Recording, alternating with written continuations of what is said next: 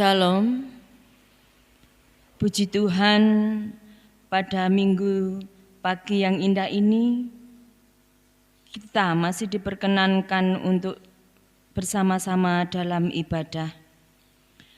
Ibadah minggu ini tidak dilaksanakan di gereja sebagaimana biasanya, tetapi di rumah masing-masing karena adanya pandemi corona.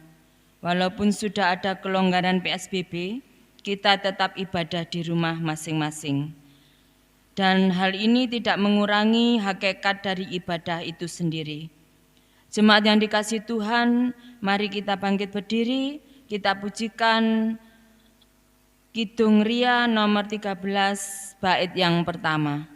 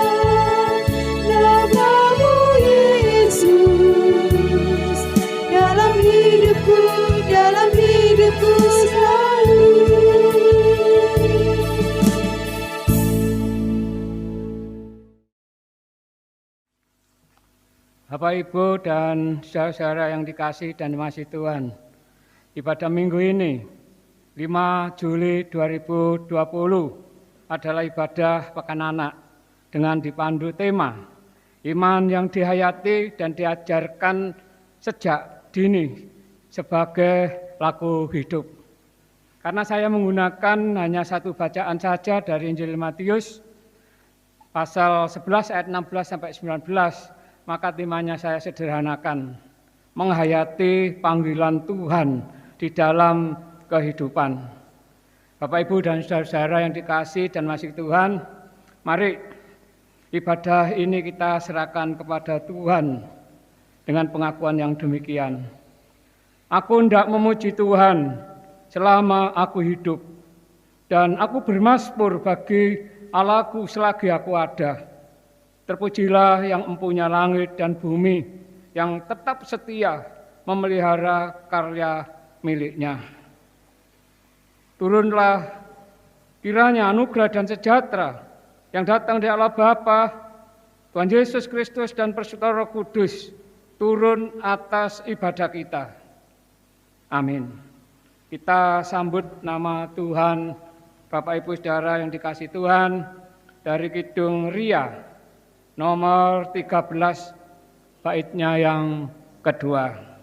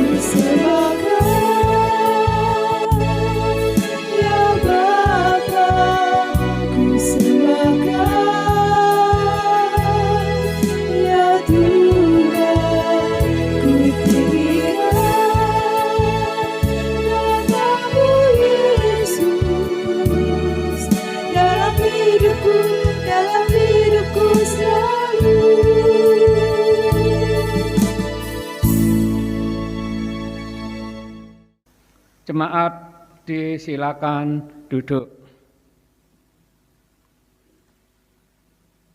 Bapak, Ibu, dan saudara yang dikasihi Tuhan, yang mendasari ibadah kita pada minggu ini, saya ambil dari Lukas pasal 7, ayatnya yang ke-29. Lukas pasal 7, ayatnya yang ke-29. Seluruh orang banyak yang mendengar perkataannya, termasuk para pemungut cukai, mengakui kebenaran Allah karena mereka telah memberi diri dibaptis oleh Yohanes. Bapak, Ibu, saudara kasih Tuhan, kita tahu pemungut cukai ini dituduh sebagai orang berdosa, dituduh sebagai orang yang menindas rakyat, namun mereka mau datang kepada Tuhan, khususnya kepada Yohanes Pembaptis, ingin mengakui kesalahan dan dosa-dosanya di hadapan Allah dengan baptis pertobatan. Demikian juga hendaknya kita. Oleh karena itu di kesempatan pada minggu ini kita menyerahkan segala kekurangan dosa-dosa kita kepada Tuhan. Sekaligus juga kita menyerahkan ibadah ini kepada Tuhan di dalam doa. Mari kita bersama-sama berdoa. Tuhan kami, Yesus Kristus, Allah yang kami sembah dan kami muliakan, yang saat ini kami sembah, kami muliakan dalam Kristus. Terima kasih ya Tuhan, karena Kau senantiasa memberkati kami, mencukupkan kebutuhan kami sepanjang seminggu yang sudah kami lewati. Kami diberikan keselamatan, kami diberikan kesempatan untuk bersama-sama di minggu ini kami boleh beribadah dengan penuh ucapan syukur. Di tengah-tengah ibadah Tuhan, kami juga mengakui atas kesalahan, kekilapan dan dosa-dosa kami. Dengan permohonan Engkau berkenan melayakkan dan mengampuni kami. Sehingga hidup kami berkenan kepada Tuhan dan kami boleh melanjutkan ibadah ini dengan penuh sukacita. Sekaligus juga kami boleh melanjutkan kehidupan kami bersama-sama dengan Tuhan. Terima kasih Tuhan Yesus, ibadah ini dari awal, pertengahan sampai selesai hanya kepadamu kami serahkan. Terpujilah namamu pada saat ini sampai selama-lamanya. Amin. Bapak, Ibu, saudaraku yang dikasihi dan yang mengasihi Tuhan Yesus Kristus, kita sambut nama Tuhan kembali dari Kidung Jemaat nomor 240A, bait 1 dan 2. Kita sambut nama Tuhan kembali dari Kidung Jemaat nomor 240A, bait 1 dan 2.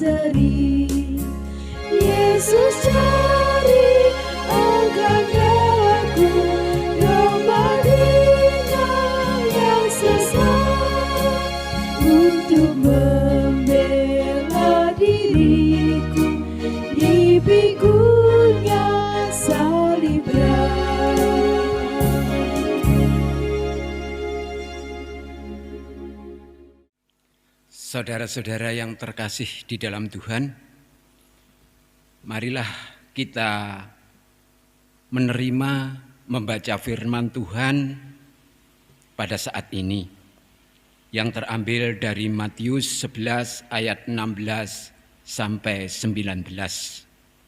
Tapi sebelumnya marilah kita serahkan kepada Tuhan melalui doa. Mari kita berdoa.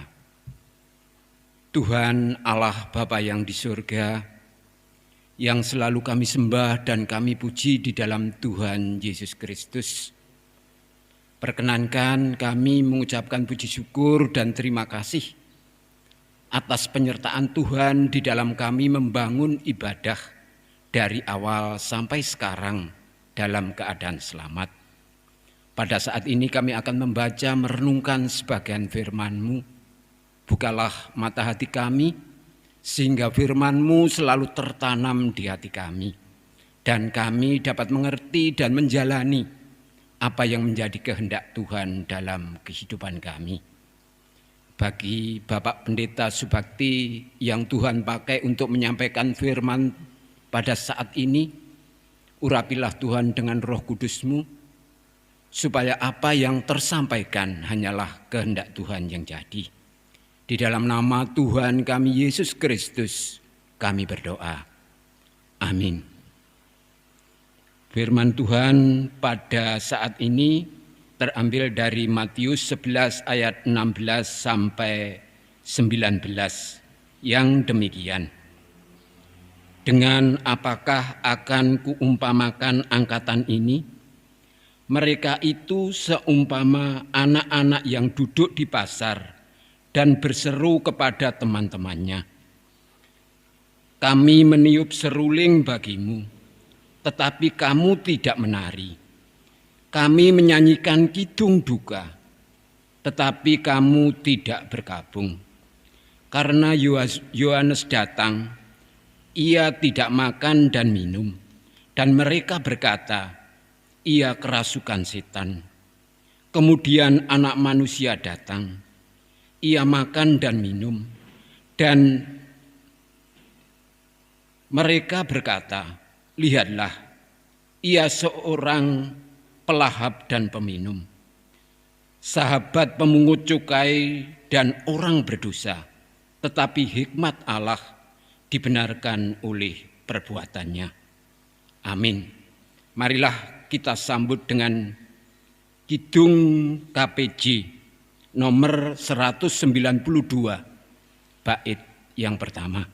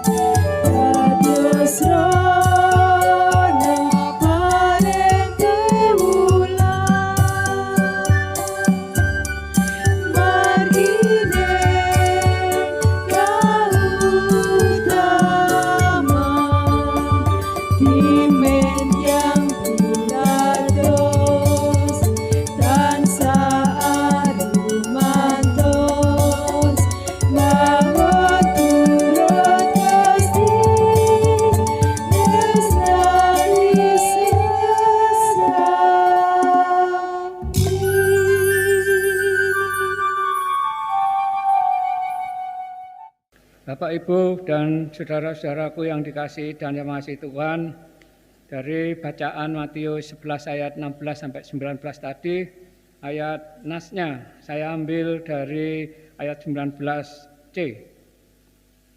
19C, tetapi hikmat Allah dibenarkan oleh perbuatannya. Jadi temanya adalah menghayati panggilan Tuhan dalam kehidupan. Belum kita masuk ke dalam renungan, kami menyampaikan selamat beribadah, shalom, dan salam patunggilan. Saudara-saudara yang dikasihi Tuhan, para nabi seperti Yesaya, Mika, Yeremia, Yehezkiel, dan nabi-nabi sebelumnya Amos, Elisa, Elia dipanggil oleh Allah ketika negerinya dilanda krisis. Krisis yang dialami utamanya adalah krisis moral atau akhlak.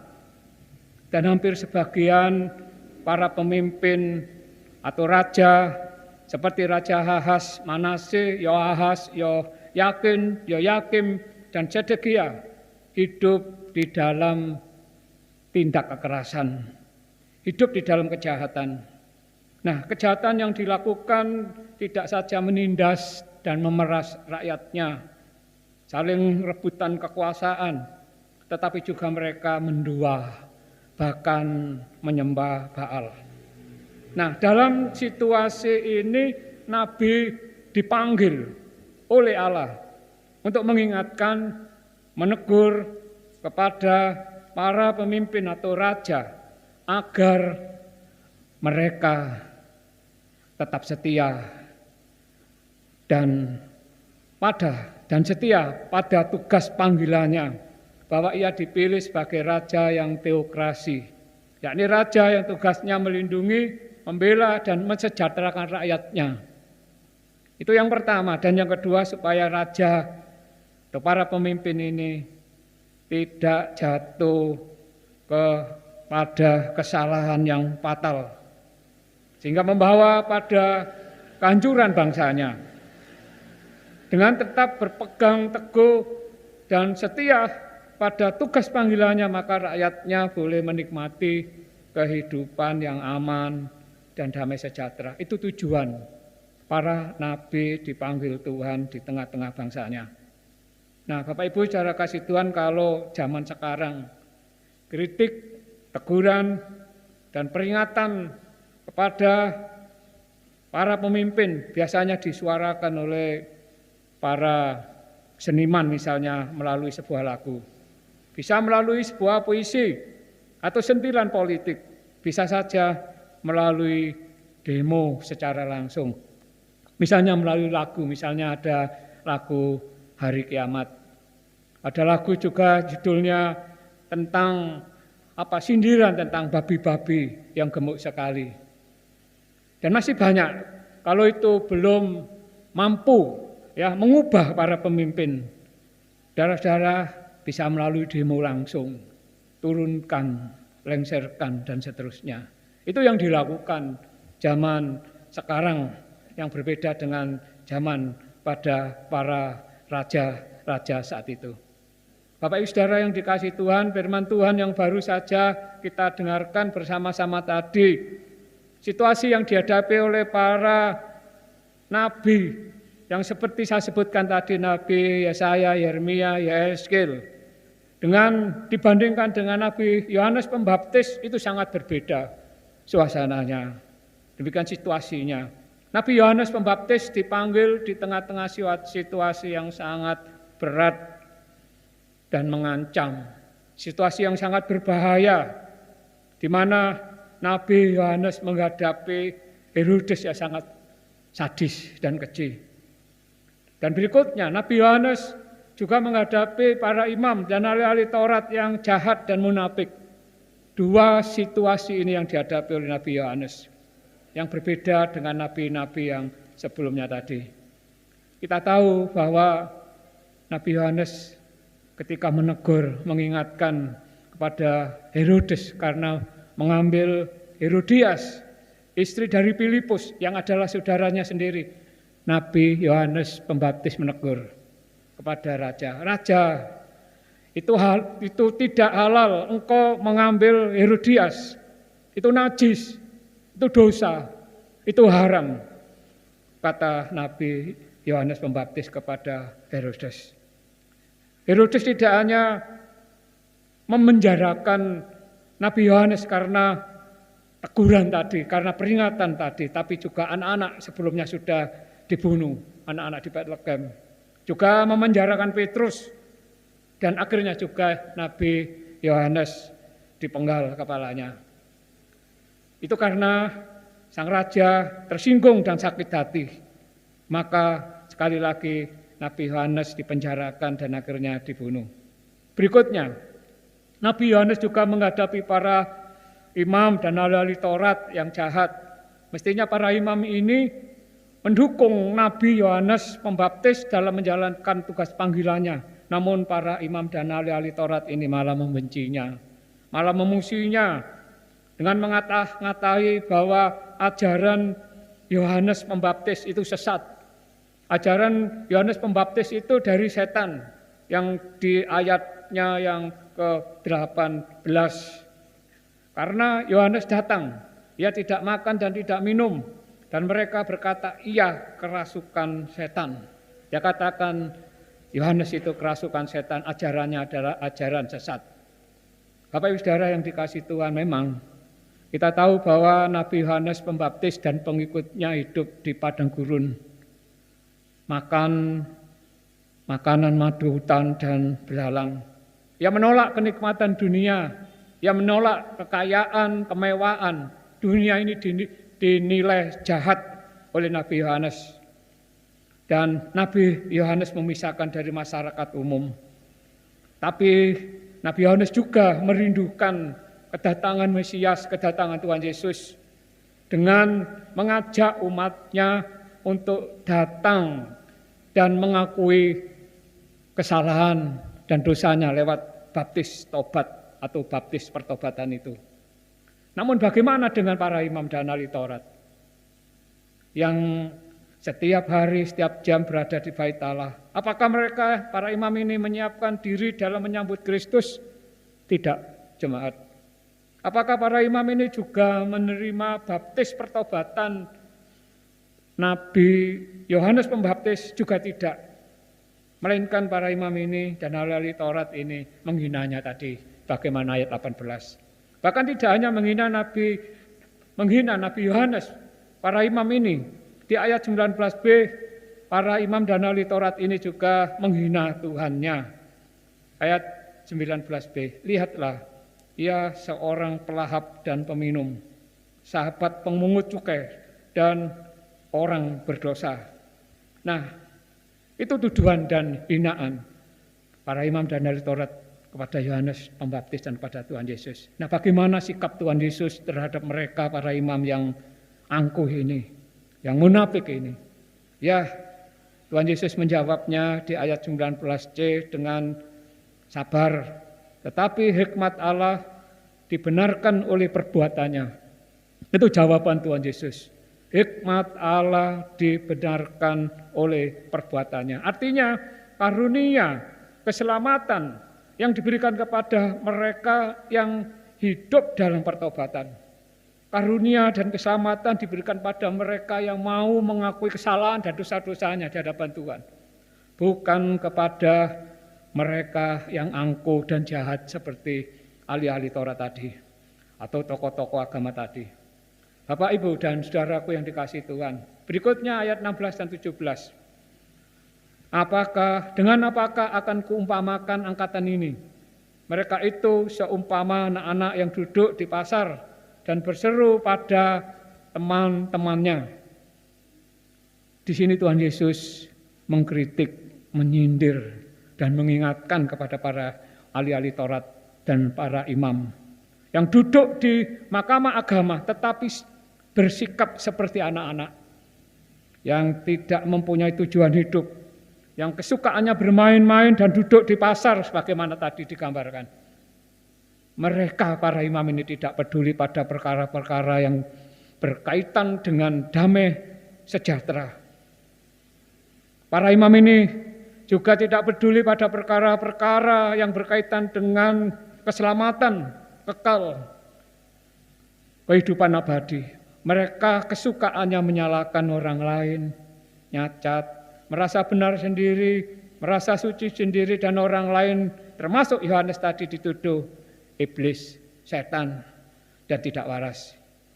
Bapak, Ibu, saudaraku yang dikasihi Tuhan, memang Tuhan Yesus datang ke dunia bukan mencari orang yang benar, tetapi orang berdosa, orang yang mau bertobat, orang yang mau berbalik kepada Allah dan menyesali dosa-dosanya, dan bukan kepada mereka yang merasa benar dan merasa suci, seperti para imam dan tokoh-tokoh agama tadi.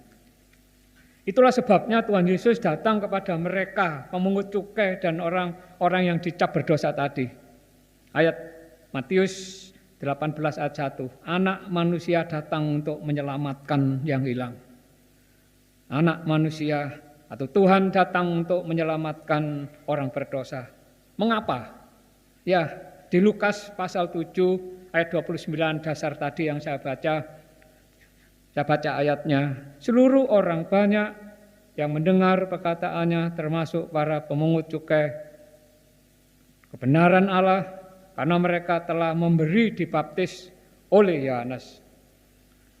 Tetapi para ahli Taurat tidak mau bertobat, tidak mau dibaptis Yohanes. Di ayatnya yang 30. Tapi orang-orang Farisi dan ahli Taurat menolak maksud Allah terhadap diri mereka karena mereka tidak mau dibaptis oleh Yohanes. Ya, pemungut cukai dengan rendah hati, dengan hati yang sungguh-sungguh datang mengakui kesalahan dan dosa-dosanya, menyerahkan diri pada baptis pertobatan. Nah, bagaimana dengan orang-orang Farisi dan ahli Taurat tadi? Ya, mereka menolak karena mereka merasa kudus, merasa suci, merasa benar. Tapi pemungut cukai seperti Lewi, Sakeus, mereka tidak saja mengakui dan menerima baptis pertobatan Yohanes Pembaptis, melainkan mereka mengikut Kristus dan meninggalkan dosa-dosanya. Sebagai gambaran tadi, anak-anak tadi. Dan ditinggalkan dosa-dosanya. Kalau dulu mereka dengan tega memaksa rakyat membayar pajak, sekarang mereka tidak melakukan itu lagi. Kalau dulu mereka memperkaya diri dengan memeras rakyat, sekarang mereka tidak, dan mengembalikan harta yang pernah dirampasnya itu. Bahkan mereka mengakui salah dosa dan tinggalkan miliknya untuk mengikut Tuhan Yesus. Itulah sebabnya Bapak Ibu Saudara kasih Tuhan Yesus Kristus, di Lukas 19 ayat 9 Tuhan katakan kepada Sakeus, hari ini telah terjadi keselamatan kepada rumah ini. Selamatan diberikan pada mereka yang mau datang bertobat dan meninggalkan perbuatan dosa itu di dalam hidupnya. Bapak Ibu Saudara kasih Tuhan, dengan dipandu tema menghayati panggilan Tuhan di dalam kehidupan, ada beberapa hal yang patut kita renungkan. Yang pertama, kita harus memiliki iman yang teguh, kuat, dan berani menyatakan itu salah, itu keliru, itu benar pada siapapun yang melakukan tindak dosa atau kesalahan. Apakah itu kepada teman, tengah-tengah keluarga, tengah-tengah pekerjaan, dan di mana kita berada. Bagaimana Yohanes tadi, memang ada risiko. Yang kedua, janganlah menganggap diri benar, baik, dan orang lain salah, orang lain berdosa. Kamu setan, kamu salah, kamu iblis, seperti ada di Taurat tadi. Melainkan dengan rendah hati dan merendahkan diri di hadapan Tuhan sebagai pemungut cukai tadi. Yang ketiga, sebagai umat yang telah ditebus oleh Tuhan, hendaknya kita hidup tidak seperti anak-anak yang duduk di pasar, yang tidak peduli dengan perkara-perkara keselamatan tadi, yang tidak peduli dengan anugerah Tuhan, melainkan kita menjaga, memelihara, mensyukuri hikmat Allah, keselamatan yang diberikan kepada kita, supaya kita boleh hidup benar dan berkenan di hadapan Allah, di mana Tuhan Allah tempatkan. Apakah itu di tengah-tengah pekerjaan, di tengah-tengah keluarga, dan di tengah-tengah masyarakat. Dengan melakukan ketiga hal ini, Bapak Ibu Saudara-saudara yang dikasihi Tuhan, kita boleh mampu mewujudkan kehidupan yang damai sejahtera dan mampu untuk menghadapi kerasnya hidup ini di tengah-tengah di mana kita ditempatkan oleh Tuhan. Tuhan memberkati kita, Tuhan memberkati miliknya. Amin. Kita mengambil saat teduh.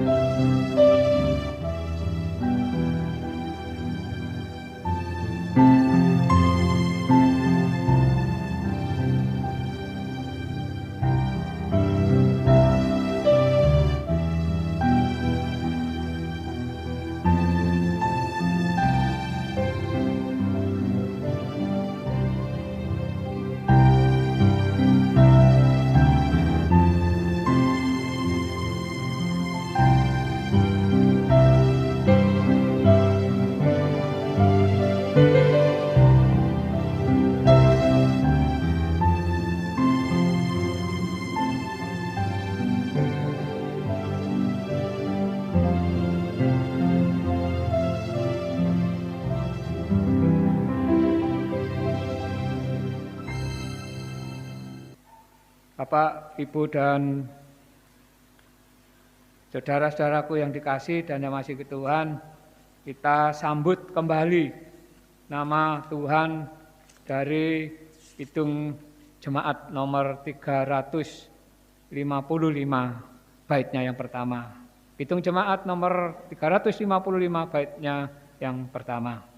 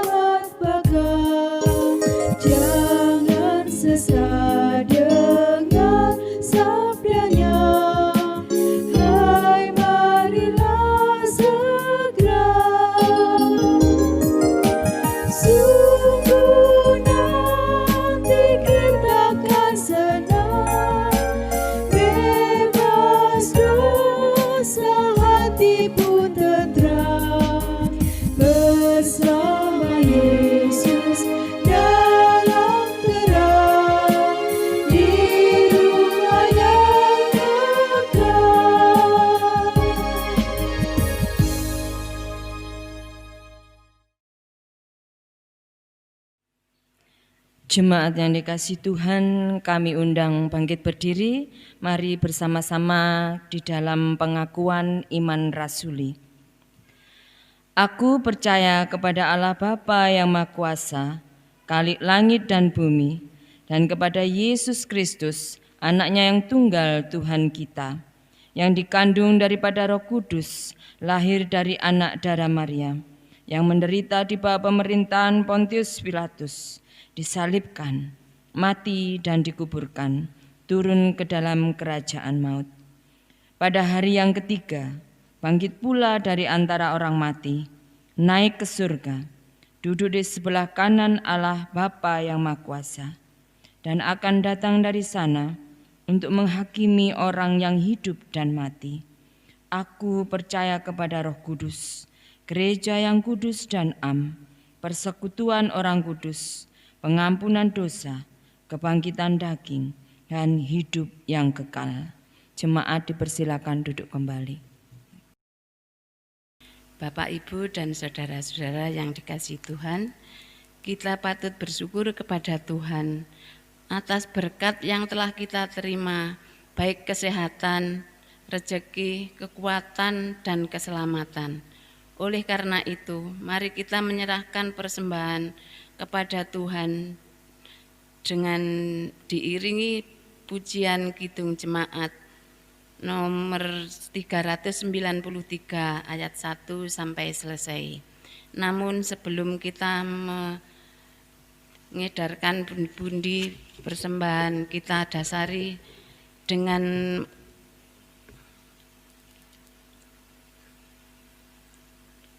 membaca kitab dari 2 Korintus bab 9 ayat 6 sampai dengan 8. Camkanlah ini, orang yang menabur sedikit akan menuai sedikit juga, dan orang yang menabur banyak akan menuai banyak juga. Hendaklah masing-masing memberikan menurut kerelaan hatinya, jangan dengan sedih hati atau karena paksaan. Sebab Allah mengasihi orang yang memberi dengan sukacita. Dan Allah sanggup melimpahkan segala kasih karunia kepada kamu, supaya kamu senantiasa berkecukupan di dalam segala sesuatu dan malah berkelebihan di dalam berbagai kebajikan. Amin.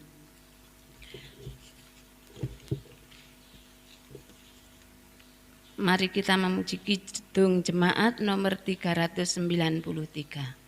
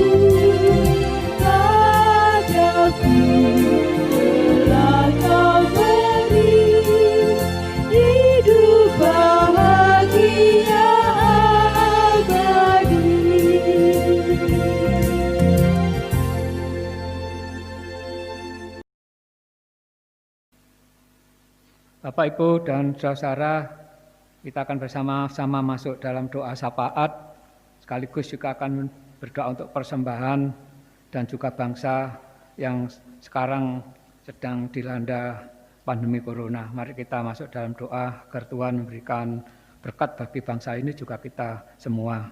Mari kita berdoa. Terima kasih Tuhan, kami boleh bersama-sama mendengarkan sabda firman-Mu. Tuhan mengingatkan kami supaya kami berani mengatakan kamu salah, kamu keliru. Dan sebaliknya apabila kami juga dikoreksi. Dan kami juga berdoa Tuhan supaya kami dimampukan untuk melakukan firman itu di tengah-tengah kehidupan kami. Dengan demikian kami hidup berkenan kepada Tuhan. Di tengah-tengah ibadah ini Tuhan, kami berdoa bagi setiap keluarga milik Tuhan.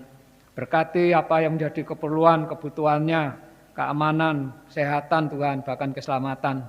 Dan berikan kekuatan dalam menghadapi kehidupan ini, kehidupan yang keras, terlebih dalam menghadapi pandemi corona. Supaya warga kami semua boleh disiplin, tertib Tuhan. Dengan demikian, corona atau pandemi corona ini dapat segera diatasi.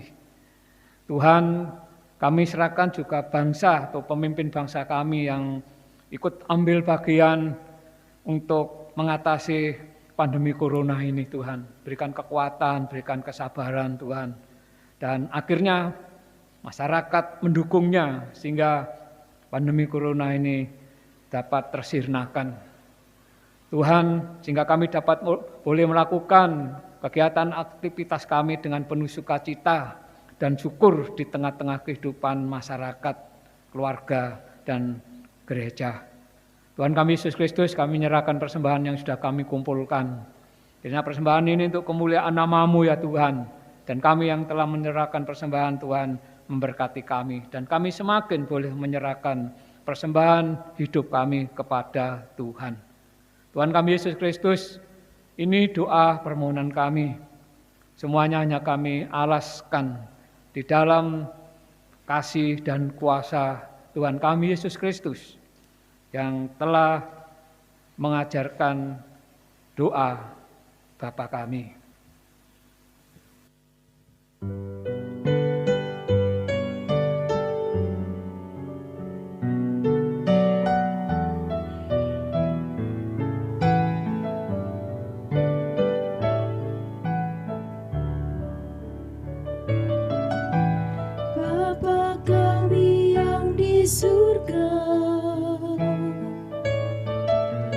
Dikuduskanlah nama-Mu,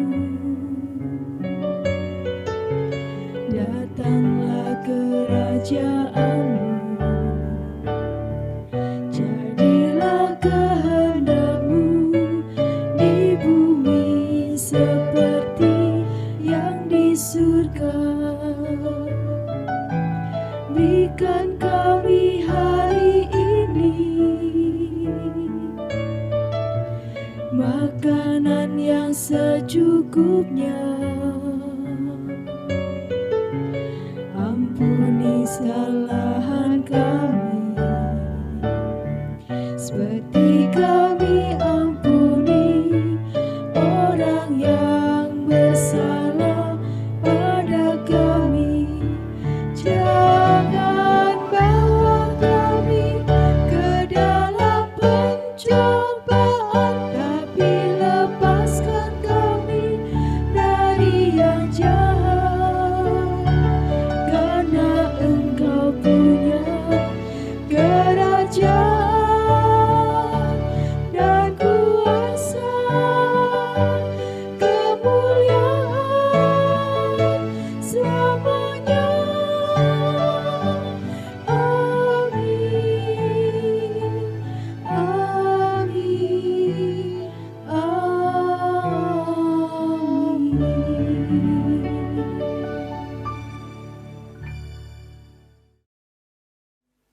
Bapak, Ibu, dan saudara yang kasih Tuhan, kami undang bangkit berdiri. Belum kita akan menerima berkat, ada pengutusan kepada kita, hendaklah perkataan Kristus diam dengan segala kekayaannya di antara kita. Dan segala sesuatu yang kita dengar dalam perkataan, dan semua itu lakukanlah dalam Kristus. Oleh karena itu mari kita sambut dengan kita memuji nama Tuhan kembali dari Kidung Pasamuan Jawi atau KPJ nomor 448, baitnya yang pertama.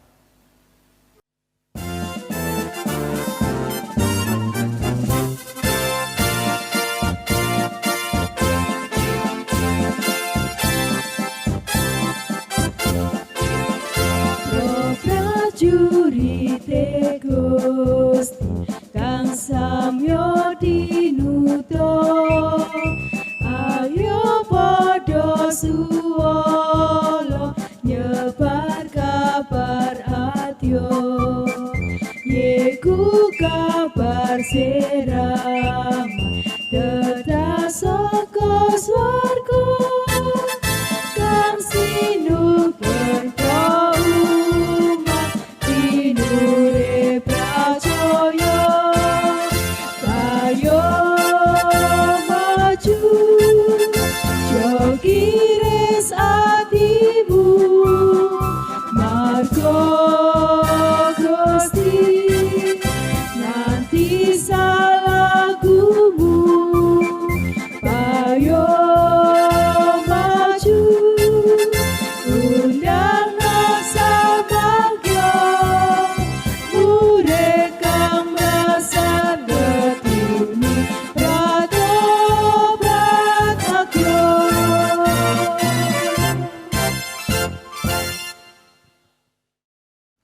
Kita bersama-sama menerima berkat Tuhan. Tuhan memberkati kita dan melindungi kita. Tuhan menyinari kita dengan wajah-Nya dan memberi kita kasih karunia-Nya. Tuhan menghadapkan wajah-Nya kepada kita dan memberi damai sejahtera. Amin. Kita sambut nama Tuhan kembali dengan kita pujikan Kidung Bapa terima kasih.